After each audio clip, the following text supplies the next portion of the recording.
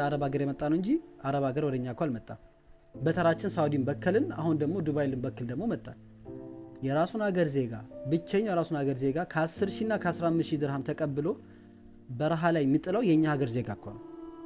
እሱም ለማይሆን ስራ እሱም ህጋዊ ላልሆነ ስራ እኮ ነው እንደዚህ ነገር እያደረግን ያለ ነው። አንተም ደግሞ የተበላው ደግሞ ተጨበርብለ እንደዛ ተሸውደ ያለህን የሌለህን ከጨረሰልህ በኋላ አንተም በተራ ደግሞ ድለላ ስትጀምር አሁን ለማንኛ ጠበቃም እኮ ድረሱልኝ ያልክ ልጅ ትናንትና ዛሬ በተራ ደግሞ ድለላ ደግሞ ትጀምራለህ። እንዴት ነው ቆይ እዚህ ሀገር አረቦች እንዴት ነው እኛ እንደሰው የሚያዩ እንዴት እንደሰው ልንቆጠር የምንችለው? ትናንትና ያለቀስን ሰዎች ዛሬ በተራችን ደግሞ ድለላ ደግሞ እንጀምራለን። ለዛ ምንም ሁኔታ አረብ ሀገር ላይኛ ማሳበብ አንችልም። የማውራትም አፍ የለንም። ነገ ቪዛ ሊቆም ይችላል። አው ሊቆም ይችላል። የኛ ሀገር ዜጋ አደብ መግዛት ካልቻለን ልክ ትናንትና ሳውዲ የተፈጠረው ነገር እዚህ ዱባይ የሚፈጠረው እኛ ደግሞ ከዚህ ሀገር ደግሞ ቪዛ በመቆሙ እዚህ ሀገር ምንም የሚጎዳው ነገር የለም። ምንም ያጣው ትልቅ ሳይንቲስት ትልቅ ኃላፊ ትልቅ ማኔጀር የለም።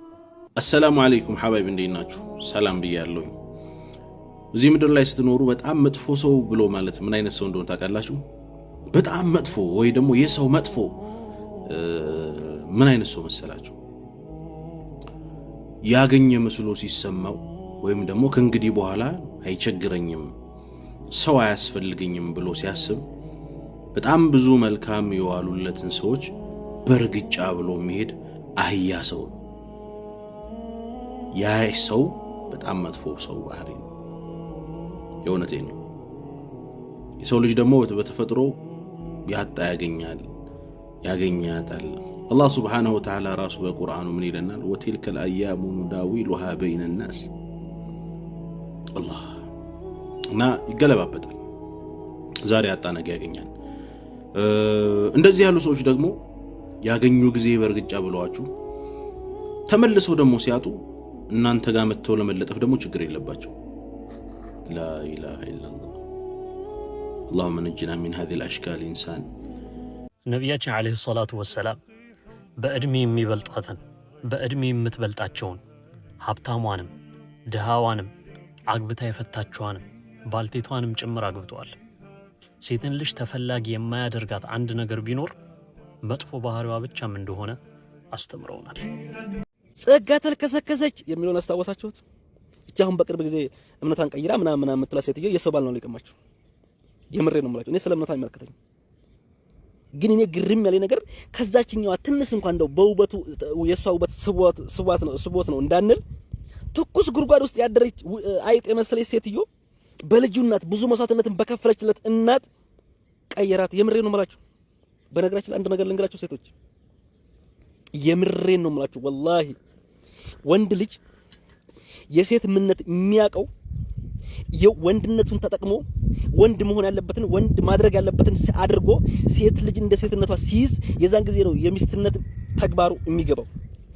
ግን ስራ የለም ብሎ ቁጭ በቃ አንተ ቁጭ ባለኝ እኔ እሰራለሁ ብለሽ አንቺ ሄደሽ አፈር መሬት እየበላሽ እንዶም እየበላሽ አንጥተሽ አፍንጫው ላይ ስትይለት የዛን ጊዜ የምሬን ነው የምላሽ ልክ እንደ ጃኬቱ ነው የሚያደርግሽ። ምክንያቱም በፈለገ ሰዓት ያዋልቅሻል፣ በፈለገ ሰዓት ይመለስሻል። እንደዛ ነው የሚያስበው። የምሬን እንደ ባልነት እንደ ሚስትነት የምታደርግለት ነገር ሊኖር ይችላል። ግን እንደ ወንድነቱን ተጠቅሞ ወንድ መሆን ያለበትን አፈር መብላት ካለበት አፈር በልቶ በጭንቅላቱ መተከል ካለበት በጭንቅላቱ ተተክሎ የሚስቱን ማስተዳደር የራሱ ግዴታ ነው። ብር ሞልቶሻል፣ አዎ ሞልቶሻል። ተፈለግሽ አንጥፊበት፣ ተፈለግሽ ጣዩ፣ አይመለከቱም። ሰው ምን እንደሆነ የሚገባው የሰውነት ማንነት ሲገባው የዛን ጊዜ ያንቺን ይረዳሻል። ግን ቤት ቁጭ ብሎ ቂጡ ሲያሞቅ የሚውል ከሆነ ላንቺ ምንም ቦታ የለውም። አራት ነጥብ። ስራ የለም ልሽ አይደል? ሄድና ድንጋይ ውስጥ ተኛ። ገጠር ወጥቶ ድንጋይ ውስጥ ይተኛ። ድንጋይ ይብላል። የምሬ ነው የምላችሁ። ብዙ መስዋዕትነት የከፈልሽለት ሰው የምሬ ነው የምልሽ አበደን ቦታሽን አያቅልሽ። ጊዜሽን አበደን እንደዚሁ ጊዜሽን እንዳባከንሽ ነው የምኖር። እንደነገርኳችሁ እንደ ሚስትነት የምታደርግልህ ነገር ይኖራል። እሱ እንደ ባልነት እሱ ባልነቱን ሲጠቀም ከዛ አንቺ ሚስትነትሽን ትጠቀሚያለሽ። ግን እሱ ባልነቱን የማይጠቀምበት ወንድነቱን የማይጠቀምበት ነገር ከሆነ አንቺ ደግሞ ሚስትነትሽን የሚያስጠቀምብሽ ምንም ምክንያት የለሽ። ባናቱ ይተከል ቆመሽ ለምን አቀሪ? ምክንያቱም እረኒ የምሬ ነው ስሜተኛ ነው መሆን አንዳንድ ጊዜ ጎበዝ። እዚህ ቲክቶክ ላይ ከሳሽ በስቷል። ዳኛውን በዛው ልክ በስቷል። ስለዚህ ይስተካከልልን እንዴ! እኛ እኮ ተሰቃየን።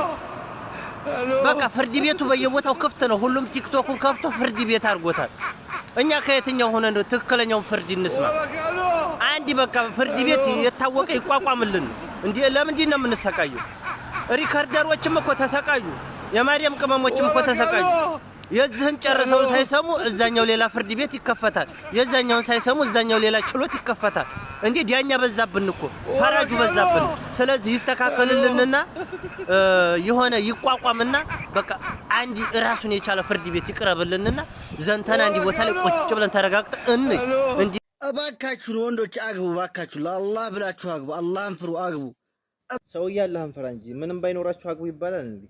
አረ ሳራላ ባላተኛ ያላግጣተኛ ጥጭዝ። ሌላው ነገር ደግሞ እመነኝ ቁጥብ ሴት ማለት ነው መቼም ባላታጣም፣ የተሰተረች ሴት መቼም ባላታጣም። የአባቷ ቤት የቤተሰቦቿ ቤት ሁሌ እንድትንኳኳ ነው። ሽማግሌ በሽማግሌ የሚሆን ውድ ናት ሁሌም ሴት ልጅ ማለት ነው። የረቀቀች ነች። እዚህ ሚዲያ ላይ መጥታ ያልተልከሰከሰች ሴት እኛ ደግሞ የምንፈልገው ምን አይነት ሴት ነው? እዚህ ሚዲያ የማይልከሰከሱ ቁጥብ የሆነ ሴት ማለት ነው። ስንት አለ እኮ ተደብቀው ማንንም ማያቸው። እንደዚህ አይነት ሴት ነው የምንፈልገው። እዚህ ሚዲያ ላይ ግን የምትልከሰከስ ከሆነ ዝጡ የምትል ከሆነ እንደምታዩት እንደሚዘዋወር ነው መጨረሻዋ። በቃ خلاص ሌላ ነገር የለውም። እህት የምነግራችሁ ሴቶቹ ሀሳተሩ ቁጥብ ከሆናችሁ እናንተ ውድ ናችሁ፣ ሁሌ ተፈላጊ ናችሁ። መቼም ትዳር አታጡም። የምነግራችሁ ነገር እና ዝም ብላችሁ አግቡ፣ አይሰራም። እጅህ ላይ ያለው ወርቅ መሆኑ የሚገባህ ዳይመንድ ፍለጋ ሄደህ ድንጋይ ያገኘህ ቀን ነው። ያ ወርቅም አንተ ከሄድክ በኋላ ዋጋው ጨምሮ ወደ አልማዝነት ይቀየራል። አንተም ጸጽቶህ ያን ከወርቅ ወደ አልማዝነት የተቀየረ ውድ ነገር በየትኛውም የይቅርታ ዋጋ ለማስመለስ ብትሞክር አትችልም። አሻግሮ ሌላ ከማየት ይልቅ በዙሪያ ባሉ ነገሮች ላይ ትኩረት አድርግ። አንድ ነገር የግድ ካልተሳካልኝ ብለህ ከሚገባው በላይ ችክ አትበል። መጨረሻው አንተን በመጉዳት ሊጠናቀቅ ይችላልና። አላኩል ያህል እጅ ላይ ያለውን ወርቅ አጥብቆ መያዝ አሊያም ዳይመንድ ፍለጋህም መቀጠል ያንተ ምርጫ ነው። የፀሐይና የጨረቃ ግርዶሽ እስልምና ለዚህ ያለው አመለካከት ምንድን ነው? በዚያን ጊዜ ምን ማድረግ እንዳለብን ኢስላም ያስተማረው ነገር ምንድን ነው?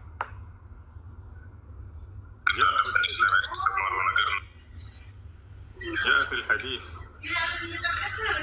عندما يتعرض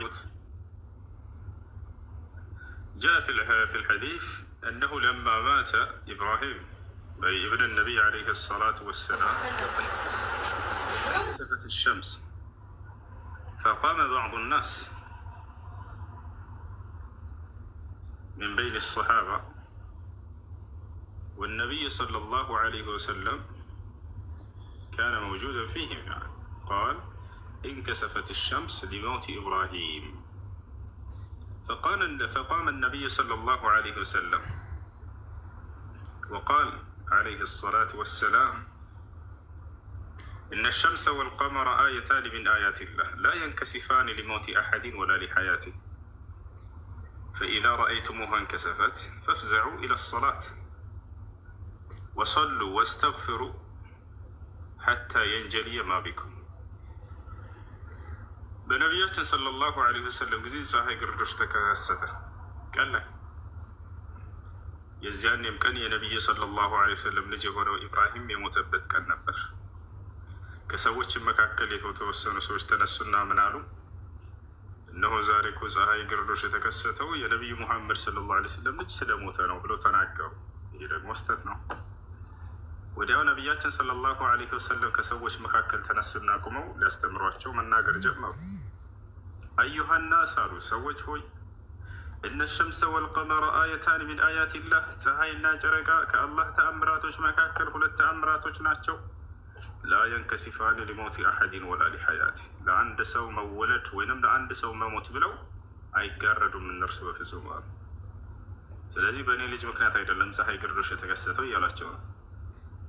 فإذا رأيتموها انكسفت تقاردا بمتايو غزيارو من ما درك እንዳለብን ሲነግሩ فافزعوا إلى الصلاة ቶሎ ብላችሁ ወደ ሶላት ደንግጡ ወይንም ሶላትን ሄዳችሁ ስገዱ ማለት ነው።